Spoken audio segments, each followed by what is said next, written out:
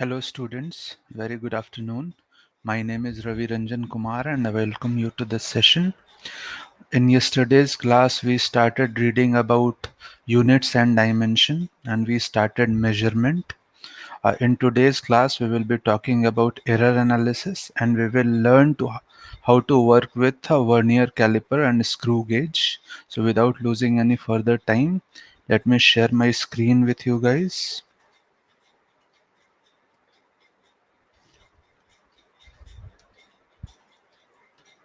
So here we go. So in yesterday's class, we learned about several terms, like for example, what is accuracy and precision of measurement? What is different types of errors, for example, systematic errors and random errors. We also learned about terms like least count of a measuring instrument and zero error associated with it. We also learned about the significant figures, that how it is a measure. Significant figure is a measure of precision of measurement, okay, and that will depend upon the least count of the measuring instrument. Okay, so now today let's start with some rules for arithmetic operation involving measured value. So say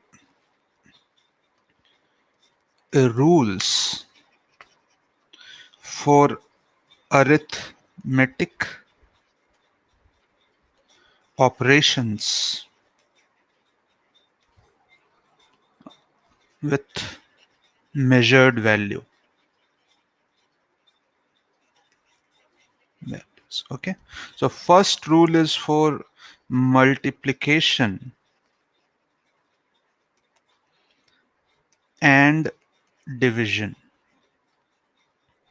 Okay, so in case of multiplication or division, the final result should retain as many significant figures as there are in measured value with least number of significant figures. So for example, let's say we have a rectangle. Let's say we have a rectangle, okay, and its length is measured to be equal to say 1.55 centimeter and breadth is measured to be equal to 2 centimeter, for example. Okay, so and we wish to find out its area. So finding out its area, first we need to measure its length, which we have found it to be 1.55 centimeter, and breadth, which we have found it to be 2 centimeters. So area is definitely L times B.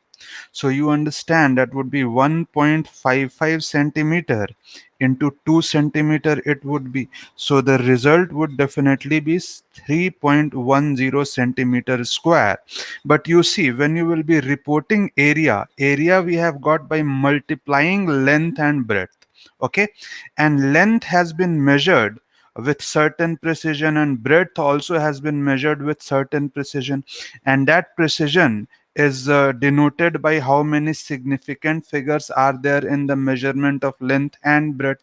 So the area, when we are reporting, okay, the precision of area will be limited by the precision of least precise measurement. Like for example, here L is more precise because we have greater number of significant figures in L, and B is less precise because we have less number of significant figures in B. So the result must contain as many significant figures as there are in the measurement with least number of significant figures. So the least precise measurement is that of B, and it has only one significant figure. So area must be having only one significant figure only. Okay, so we must round off the extra digit. Like for example, this 1 and 0 we need to round off, and that would be 3 centimeter square we must report. Okay, although our calculation shows that the area would be 3.10 centimeter square, okay, but the result must not be more precise than the measurement. Okay, and the least precise measurement is that of B, and it shouldn't be greater than, like, A shouldn't be more precise than the measurement of B. So that's the idea behind this rule which we have established over here. And second rule is regarding addition or subtraction. Addition or subtraction. Okay. So the rule is in case of addition or subtraction, the final result must retain as many decimal places as there are in measured value with the least number of decimal places. Please try to understand, in case of multiplication division, the result was containing as many significant figures as there was in the measurement with least precise measurement. And in case of addition subtraction, we need to look into the decimal places. Let's say, for example, in the same case, the L and B we have measured here for this rectangle, and we wish to find out the perimeter. So perimeter's formula is, let's say, 2 times L plus B. So L here is nothing but 1.55 here, and B here is nothing but 2 centimeters. So this would be 2 into 3.55, and that would be 7.10 centimeter, right? So but see, this has two decimal places. So in the result, we do not want two decimal places. Rather, number of decimal places will be limited by the measurement with least number of decimal places. So in this B, we can see the decimal places are none. Decimal places are 0. So in the result, when we will be reporting this perimeter over here, decimal places would be 0. So we must round off the extra digit, and that would be simply 7 centimeter would be the perimeter, right? So this was the rules regarding addition subtraction. Okay, so now let's move on to finding out or measuring the error associated with a measurement. Okay, so whenever we measure something, okay, we try to define what is absolute error and what is for example, relative error. And we also wish to know, for example, percentage error. Okay, so these three terms we must understand. For example, if we are measuring certain quantity, okay, and let's say that is some a plus minus delta a. Okay, so a is the measured value and delta a is the maximum possible error associated with this measurement. So delta A here will be known as absolute error. Okay, and you should understand, like, relative error here would be, relative error you can say would be simply delta A by A. Okay, and percentage error obviously will be nothing but relative error into 100. So delta A by A into 100. So how we have got this value? For example, if we are measuring a physical quantity several number of times, we learned in yesterday's class, by uh, uh, repeating the measurement we can minimize the random error. Okay, so when we are measuring errors or measuring some value, physical quantity, so this A would be nothing but summation of AI upon n. Let's say we have measured that physical quantity n times, and each times we are getting a1, a2, a3, etc. values. So the mean value would be a over here, right? And when we will be getting mean value, so for example, delta a, the mean error we can find out, that would be error, let's say, assuming this a to be true value, so error associated with each measurement would be a minus ai, and its absolute value we can take and we can take the average of this, so that would be mean error. Okay, and that would be basically the absolute error in this case. So here we have defined absolute error, relative error, and percentage error. Please understand that if we are doing the measurement only once, okay, then absolute error, okay, or the maximum possible error would be nothing but the least count of the measuring instrument. Okay, so now let's learn how to combine errors. Let's learn it under the heading combination of errors. Okay. So the first case is in case of addition or subtraction. So let's say some physical quantity we are measuring and which we can get it by adding or subtracting two measured values, let's say a plus b or a minus b, whatever. So that result I am mentioning. So z is a physical quantity which can be found out by combining a and b in this manner, and A has been measured and B has been measured as well.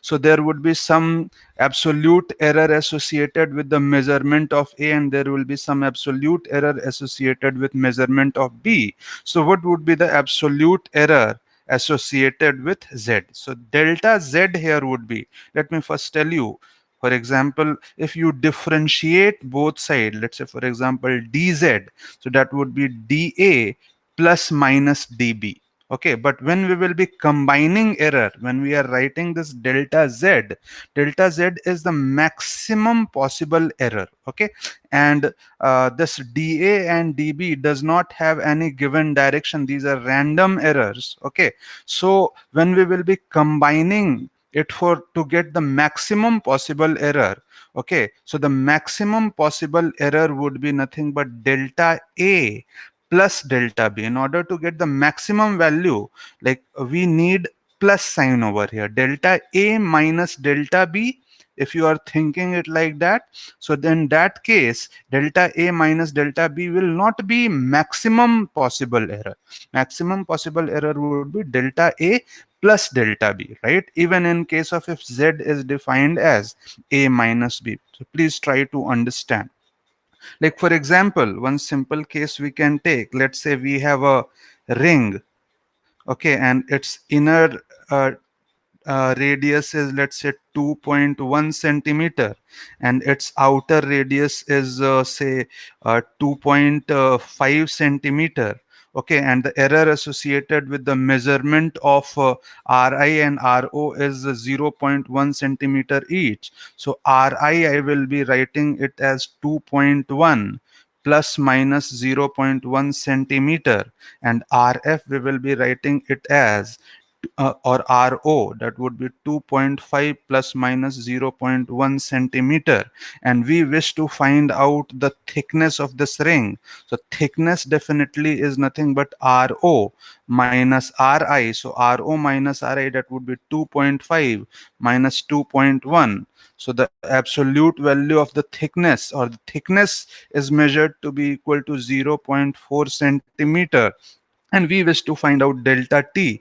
So delta t, you should realize, that would be nothing but delta ro plus delta ri.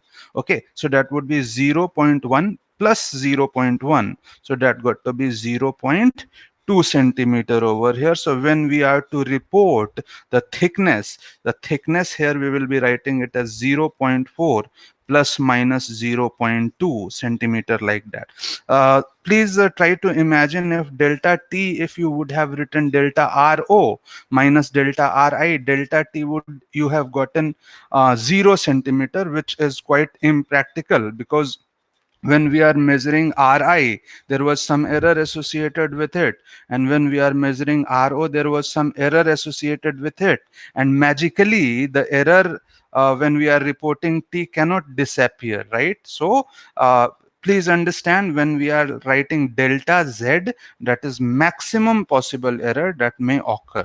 Okay, so that is the rule for addition or subtraction.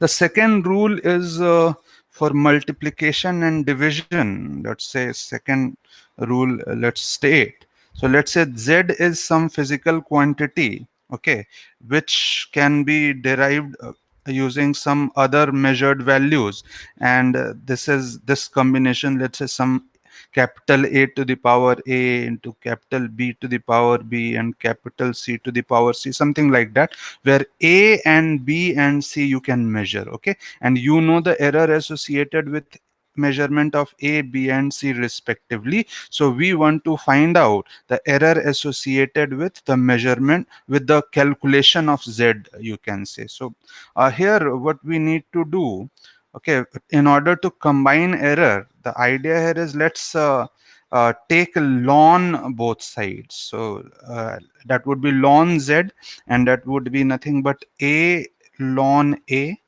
plus b ln b minus c ln c over here. And if we differentiate both sides, so that would be nothing but dz by z is equal to a times dA by a plus b times dB by b minus c times dC by c, you can say. But when we will be combining errors, what we will be writing, delta z by z would be a times delta a by a plus b times delta b by b, and in place of minus, since we are looking at the maximum possible error, we will use this plus sign over here. So that would be c times delta c by c. So please do understand that here we managed to find out the relative error in the measurement of z, okay, whereas in terms of the relative error in measurement of A, B, and C respectively. And the another thing to notice over here, even this capital C is in denominator. Okay, in order to report the maximum possible error, we are taking a plus sign over here. Let me take an example for you. Okay, so there is an experiment which is in JEE Advanced syllabus, that is measurement of G using simple pendulum.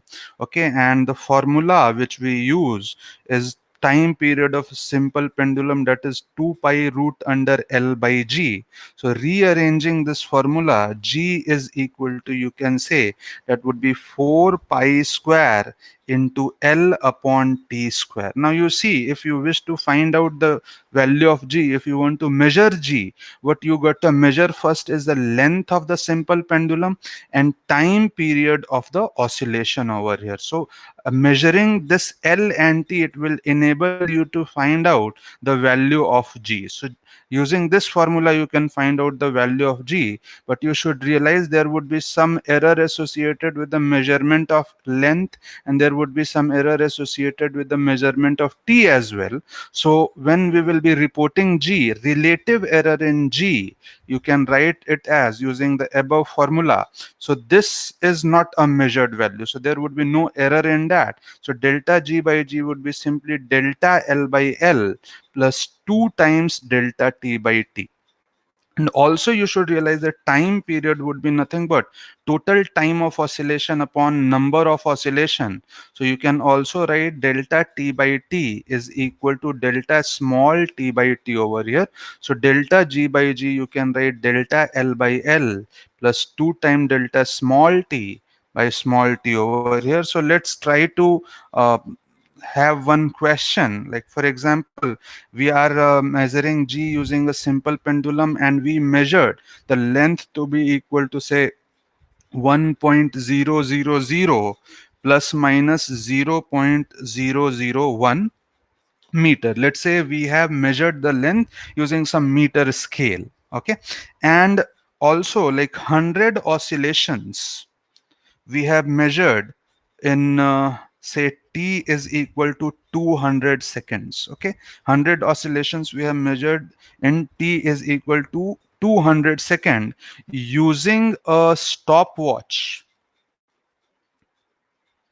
of least count, let's say a zero point 0.1 second. So t basically you can write it as 200 plus minus zero point 0.1 second. As I said, that the least count will be the maximum possible error if it is measured once only. So this is the t.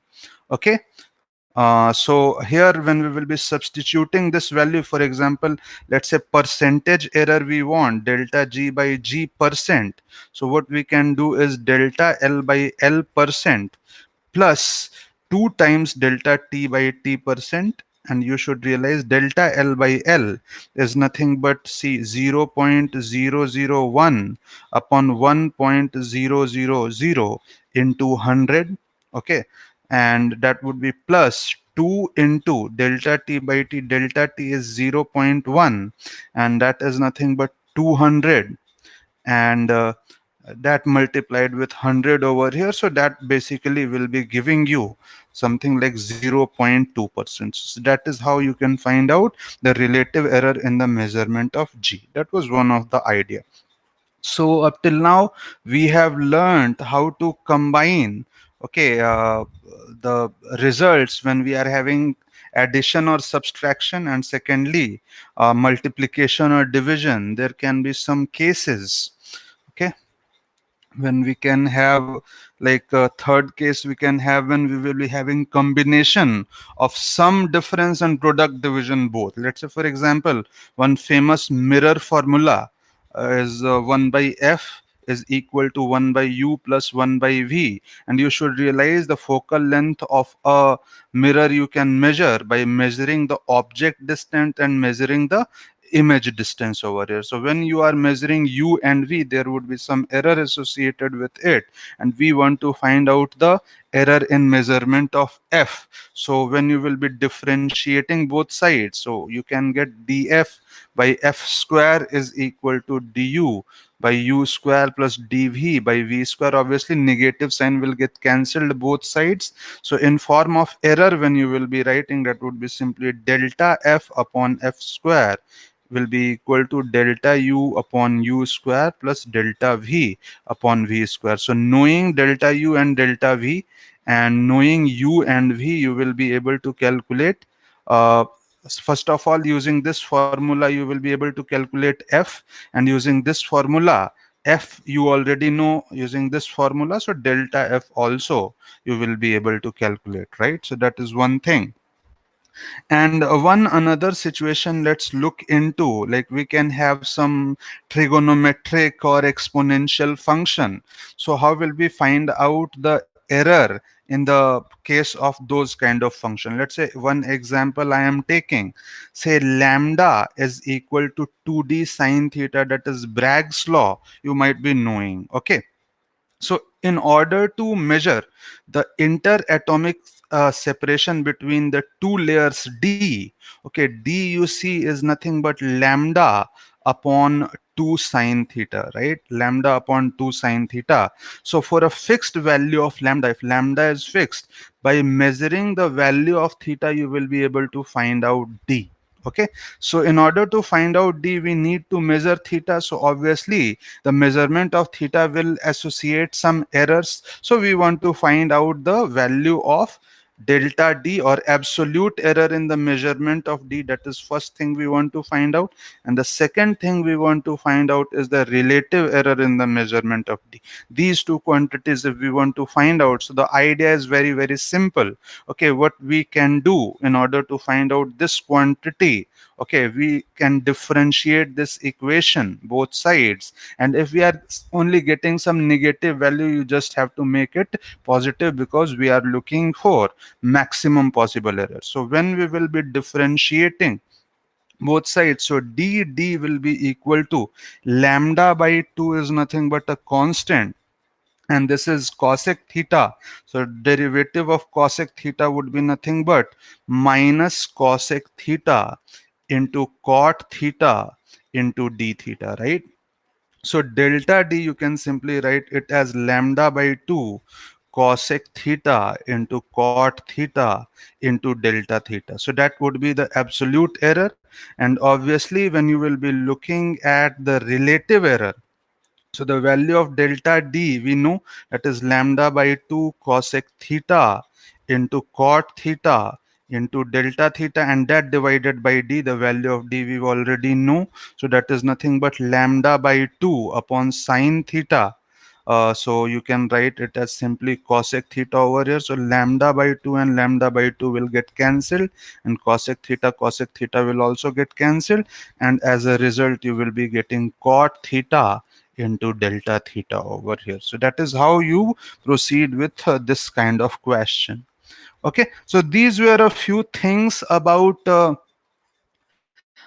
combination of errors. Okay, so now let's move on to the discussion of vernier caliper and screw gauge. Okay, so let me open another file for you, say vernier caliper. Okay, and let's close the previous file. also. Okay, so here it is, vernier caliper. Okay, as you can see, I have already attached the diagram of vernier caliper for you. So that is how the vernier caliper looks like. And the point to notice, first of all, okay, like any vernier caliper is made up of two scales. So one is the main scale that you can see here. That is the main scale. This part here is the main scale, and you can see this part here is nothing but the vernier scale. Okay, so you can see the main scale has got certain divisions and the vernier scale has got certain divisions. And see, this vernier scale can be slided over this main scale, and when this vernier scale will be slided, okay, basically these jaws will the distance between these jaws will be changing. Okay, for example, there are several jaws, like these two jaws over here are the jaws which are used to measure outer dimension. Let's say, for example, if you have to measure the thickness of this, say, cylinder, so then you affix this cylinder between these two jaws. And for example, if you have to measure some inner dimension, for example, inner diameter of the ring, so what you do, you put a ring like this, okay, and between these two jaws, so like for example, this gap will be, you will be able to measure. Okay, and these two jaws are used to measure inner dimension, you see. And also you must understand, this stem, which is here, is used to measure the depths. Okay, and the main thing, the working principle you should realize of any vernier caliper, the working principle is basically the design of the vernier caliper is such that, like, say, M vernier scale division coincides with N main scale division. So the funda here is, like, the vernier scale division and main scale divisions are not identical. Okay, so when we define something like that, we can define another quantity which is known as vernier constant. Okay, and vernier constant is defined as the difference between one main scale division and one vernier scale division, that is 1 MSD minus 1 VSD over here. That is the difference. Okay, in a in the given design of the vernier caliper, it can happen that main scale division is greater than vernier scale division, or vernier scale division is greater than main scale division. So vernier constant is defined as the difference between these two. Okay, so that is how it is. So first we will be looking into the cases where we will be having main scale division greater than vernier scale division. So let's take the example of one standard vernier caliper in which we have, say, 10 vernier scale division equivalent to 9 main scale division, and also say one main scale division is 1 millimeter over here. So can we find out the vernier constant of this vernier caliper? Yes, definitely we can. Let's write a general formula for vernier constant over here. So it is 1 MSD minus 1 VSD, and 1 VSD, you should realize, that is nothing but N by M. Uh, M main scale division over here. So this you will be getting, that would be nothing but M minus N upon M main scale division. So you can use that formula also over here. So that is M minus N, that would be 1 upon M, that is 10 over here. So 1 by 10 main scale division, and main scale division is nothing but 1 millimeter. So vernier constant, you are able to find out it as 0.1 millimeter, right? So like this is the vernier constant. Okay, and so once we know the vernier constant, like for example, if we are measuring any length using that vernier caliper, reading of that measurement will be of form main scale reading plus vernier scale reading, where you should realize this vernier scale reading is nothing but something like n times Vernier constant. Okay, Vernier constant we have already found out, and n you must write where n, or you can say nth division of Vernier scale coincides with any division on main scale, any division on main scales. So let's try to understand this thing over here, right? So let's say one example I am taking over here. Let's say the example is say 0 mark. Let's try to figure out the language of the question also. It says that the 0 mark of Vernier scale lies between, say, 12th and 13th mark of main scale, and fourth division of Vernier scale coincides with any division of main scale. Okay, so we have to report the reading. So now let's look closely over here, like what we have been given. Okay, so let's draw a diagram. So let's say this is the main scale and this is the Vernier scale. Okay, and it is given to us, let's say for example, fourth division of Vernier scale coincides with any division of main scale. So the lower one is, say, Vernier scale, and the upper one is main scale. Okay, and this is the fourth division and it is coinciding with any of the division on main scale. So these two are coinciding with each other.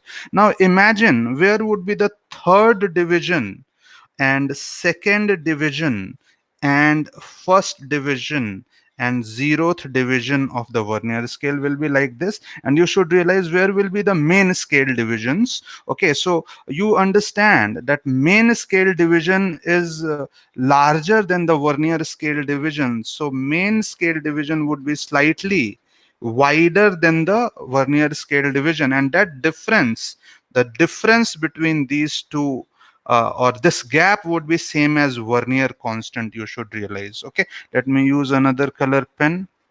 Okay, so this gap here is a Vernier constant. Okay, so this is the next main scale division, and the uh, next main scale division you should realize. So this here is lagging by the Vernier scale division by one Vernier constant. This will lag by, you should realize, two Vernier constant, and the next would be lagging by, you should realize, three Vernier constant, and this division would be lagging by, you should realize, four Vernier constant.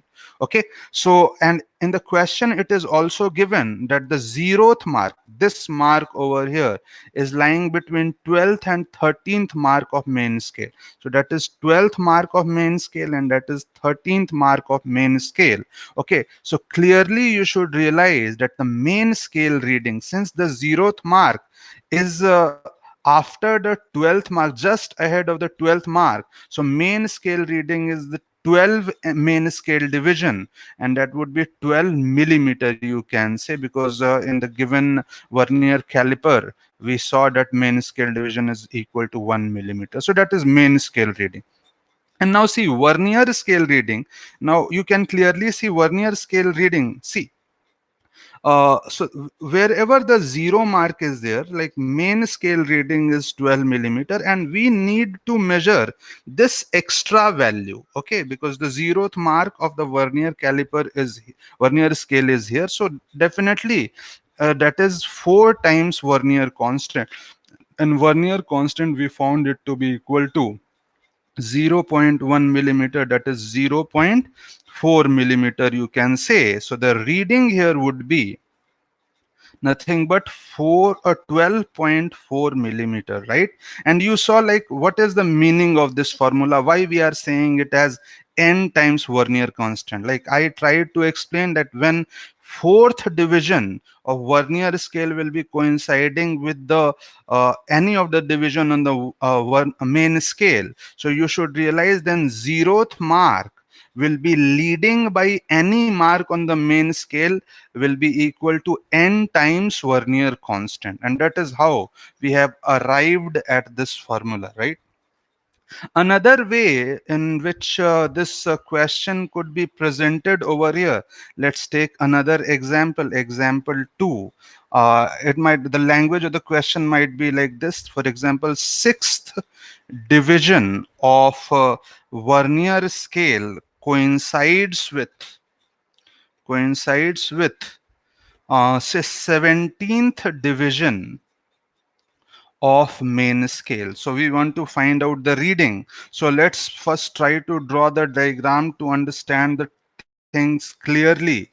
So this is Vernier scale, and the upper one is, let's say, main scale, and that it has been given to us, like for example, that is that is a sixth mark of the Vernier scale that is coinciding with 17th mark of the main scale. Okay, so somewhere here would be the 0th mark of the Vernier scale, and that would be advancing by some division on the main scale over here. So six division are there in between this 0 and 6. So there would be six division between six main scale division between 17 and this division. So 17 minus 6, this definitely would be the 11th division.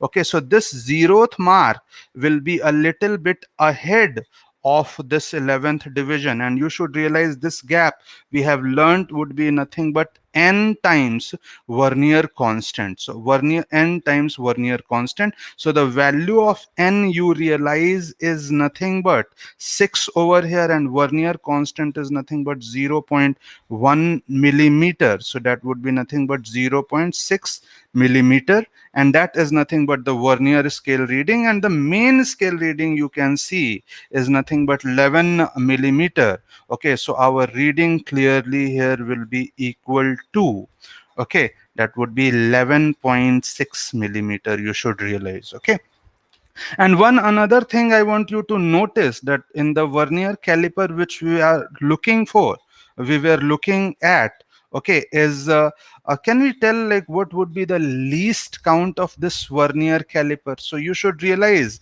in this situation, the smallest measurement or smallest length that we can identify is nothing but this small gap over here, which is same as Vernier constant. And you should realize in this scale, okay, in this Vernier caliper, the least count is same as Vernier constant. So in this Vernier caliper, we can have a situation where least count will not be equal to Vernier constant, and we will be looking at that kind of situation very soon in today's class only. But before proceeding to that, let's learn about zero error. Okay, zero error in Vernier caliper.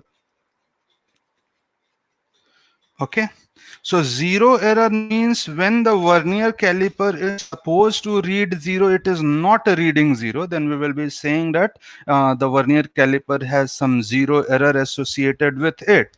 So when it is supposed to read 0 means when both the jaws are touching each other, means there are nothing between the jaws. Okay, then it is supposed to read 0.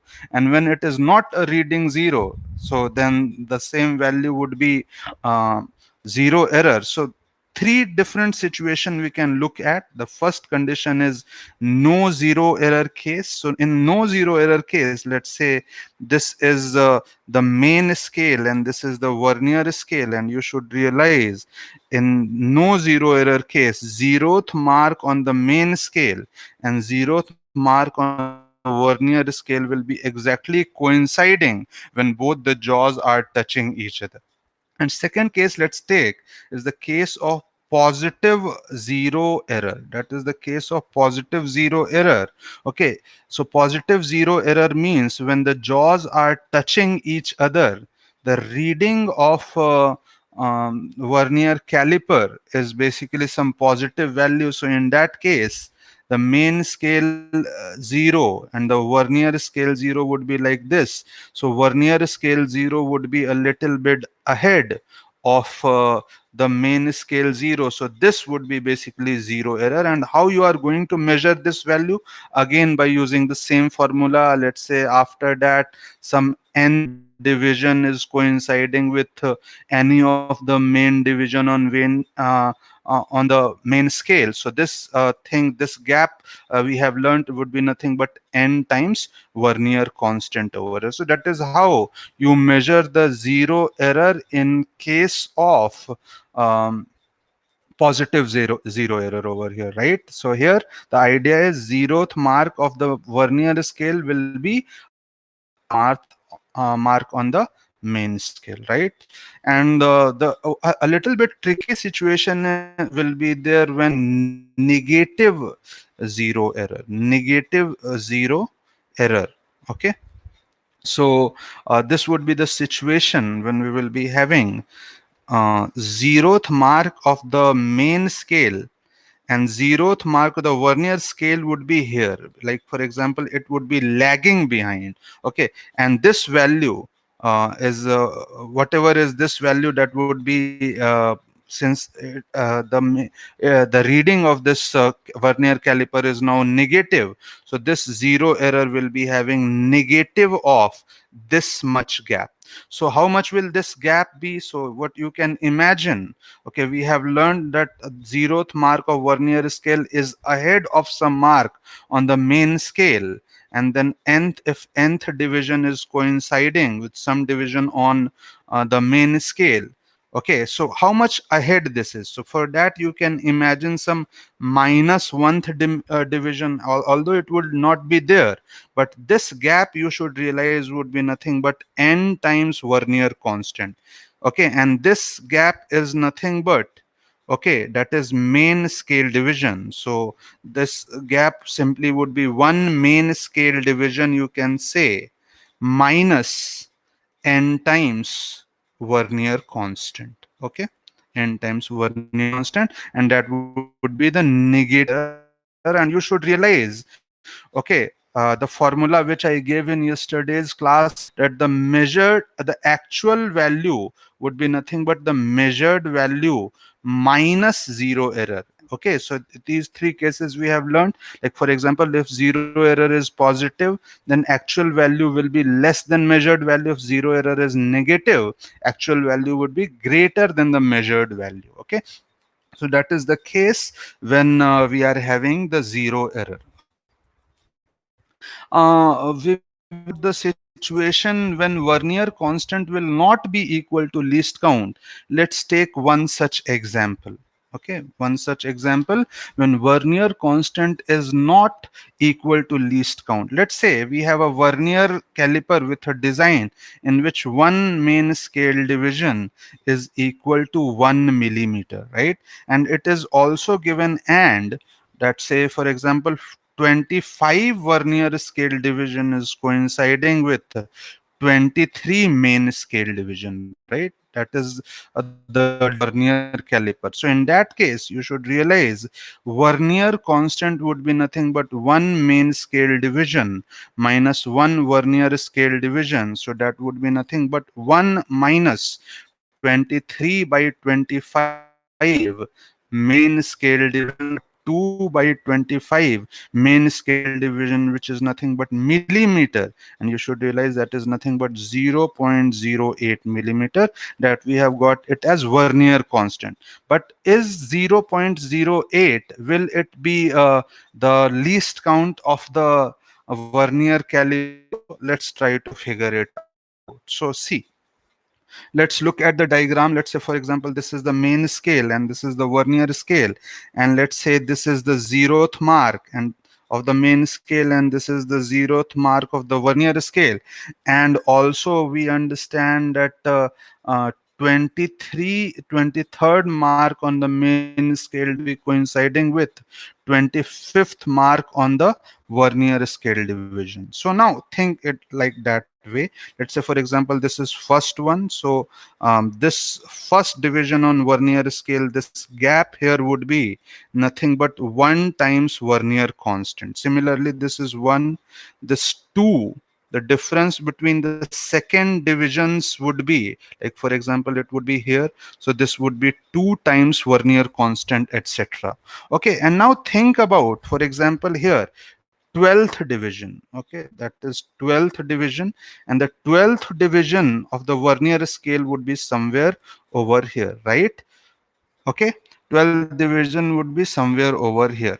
Okay, so how much would this gap be? That would be 12 into Vernier constant, and 12 into Vernier constant is nothing but 0.08, so that would be 0.96 millimeter. And now think, like, where would be 11th one? So 11th one would be somewhere here, 11th one. So if you, although this gap would be 0.96 millimeter, but you should realize that the gap between 11th division on the main scale and the 12th division on the Vernier scale, this small gap over here, this is 1 millimeter and this is 0.96 millimeter. So this gap can be identified in this Vernier caliper, and this gap here you see is nothing but 0.04 millimeter, and wonderfully it is smaller than the Vernier constant. So this is the smallest possible value which can be identified using this Vernier caliper. So the least count of this Vernier caliper, which would be 0.04 millimeter, right? Which you can see not equal to Vernier constant, it is smaller than the Vernier constant over here. So if we want to generalize this situation, what we can write something like this, like for example, least count you see, that is one main scale division, and that is one main scale division. Okay, and let's say minus n times Vernier constant. Okay, so the value of n could be 1, 2, 3, 4, 5, and we must choose the value of n such that like this quantity becomes minimum. For example, here we have chosen the value of n to be 12. Okay, so 12 into Vernier constant, that was 0.96. Okay, like we must choose the n such that this quantity becomes maximum. You can say this quantity will become maximum, so this whole thing will become minimum. You should realize, so the value of n such that it is its value is maximum, but obviously smaller than main scale division. So if it is the case that least count is not equal to Vernier constant, you will be able to get least count like that here. So that is the case when Vernier constant is not equal to least count. Now let's look into one other case over here, like when Vernier scale division would be greater than main scale division. Okay, up till now we have been looking at the case when main scale division was greater. Okay, so now also look at the case when main scale division is smaller than Vernier scale division, or you can say that is m is less than n. So in that case, Vernier constant would be defined as 1 Vernier scale division minus 1 main scale division over here. So let's look at one of the cases. Okay, let's take one example, and how can we proceed in that kind of scenario. Okay, for example, we have a Vernier caliper of design that one main scale division is equal to 1 millimeter, and it is also given that, for example, 20 Vernier scale division coincides with say 25 main scale division. Okay, and in this case scenario, the question that has been asked to us, let's say the question, this is the design, and the measurement, something about the measurement that has been asked to us. For example, let's say 19th Vernier scale division coincides with 36th main scale division, and we have to find out the reading. Okay, so what we can do in this type of situation, so the best way would be to draw the diagram and try to figure out what's happening over here. So first of all, you should realize that when 20 Vernier scale division is equal to 25 main scale division, this is as good as writing 4 vernier scale division is coinciding with 5 main scale division over here. Okay, so Vernier constant, you should realize Vernier constant over here would be nothing but 1 VSD minus 1 MSD. Okay, and VSD would be nothing but 5 by 4 MSD minus 1. So that would be 5 by 4 minus 1 MSD. So that would be nothing but 0.25 millimeters. So Vernier constant we managed to find out. And now let's see how does the reading is there. How is the reading? Okay, so let's say this is the main scale. Okay, and this is lower one is vernier scale, and it has been given to us, okay, that 36th division on the main scale is coinciding with the 19th division on the vernier scale. And you should realize, if this is the case, okay, then like 19 minus multiple of 4, you should write. So 19 minus multiple of 4, 19 minus 16 you can say. Then third division of the vernier scale will be coinciding with which division on the uh, main scale, you can say. Like let's say here, so 36, so 30, so this would be, let me um, put that in detail. Say for example 19th is coinciding with 36, and we know 4 vernier scale division coincide with 5 main scale division.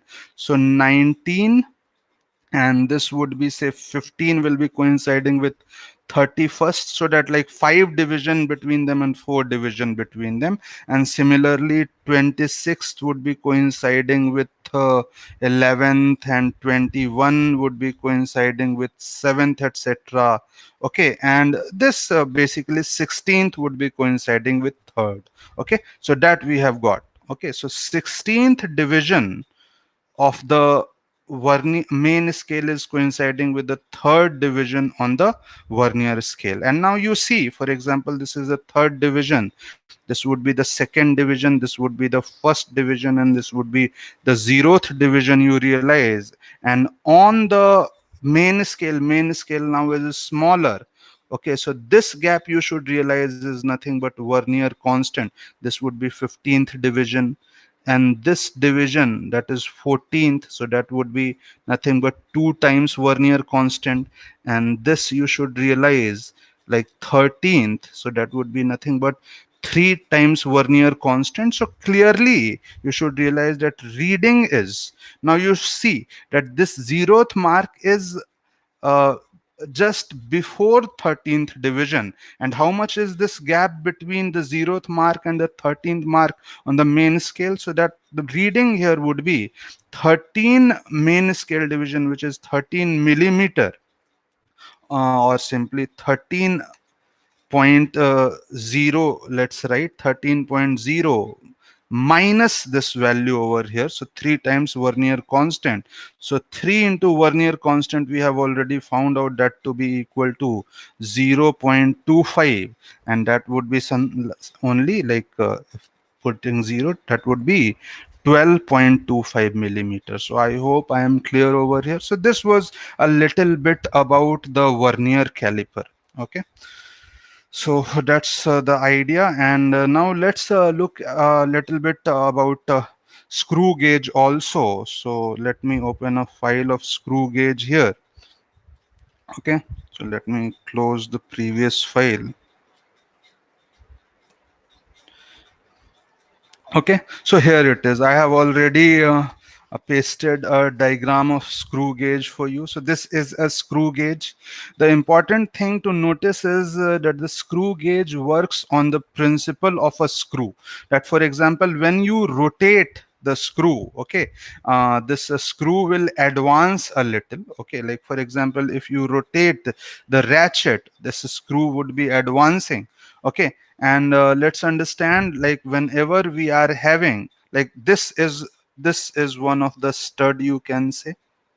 So this is one stud and this is the another stud. Okay, and you place some object, this object between these two studs. Okay, and this dimension would be measured by this screw gauge over here, and the screw gauge over here has one main scale, or also this thing you can write it as pitch scale, and this scale is known as a circular scale. Okay, this is circular scale.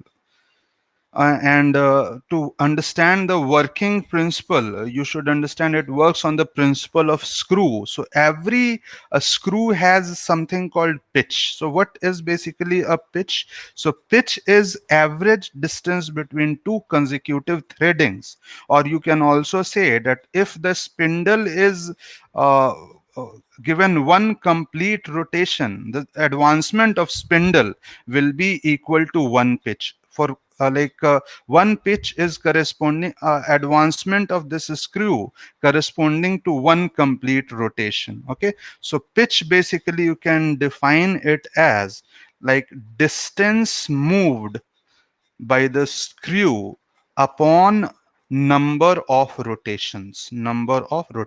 If you want to measure the pitch of a screw gauge, you can do this calculation. You can rotate the screw certain number of times. Okay, and you can figure out what is the distance moved. So once you get these two quantities, you will be able to find out pitch. And generally on the pitch scale, like one division is basically same as pitch. This is P.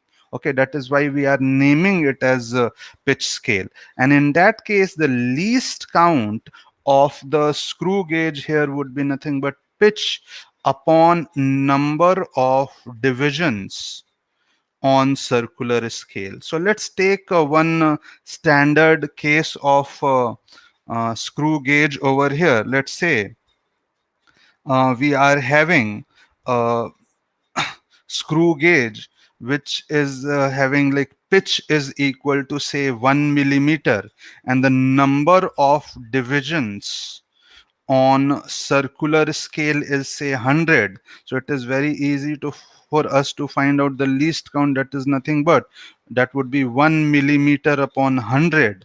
So that is nothing but 0.01 millimeter in this case. Okay, and when we are reading some dimension using this screw gauge, the reading is of form that is pitch scale reading plus Vernier scale reading, you can say, where let me tell you what is Vernier scale reading. Vernier, or not Vernier scale, you should say, rather you should say circular scale reading. So circular scale reading here would be something like n times least count. Okay, and where you should realize where nth division of circular scale coincides with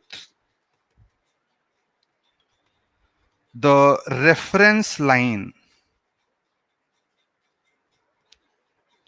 of pitch scale. For example, let's refer to the above diagram. So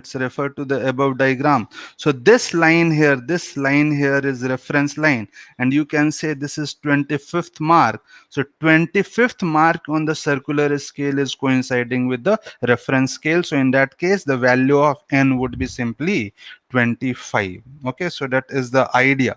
Okay, so let's take one very simple example. Okay, say as for a given uh, screw gauge, we have already found out its least count, and its pitch was equal to 1 millimeter, and something like this is given, say. So this is say pitch scale, and this is the circular scale, and you are seeing something like that. There are several divisions: 0, 1, 2, 3, 4, 5, 6, let's say, something like that. So you can clearly see that pitch scale reading here is 6 pitches, that is 6 millimeter over here. And in order to find out the circular scale reading, we should notice the divisions of circular scale circular scale. Let's say this is say 38 division. Obviously this would be 37, 36, and this would be 39, 40, etc. So clearly the value of n is nothing but 38. So circular scale reading would be nothing but 38 into the least count, which is 0.01 millimeter. So that would be 0.38 millimeter over here. And you should realize that the reading here would be, reading for the given length would be 6.38 millimeter. Okay, so that is the measured value.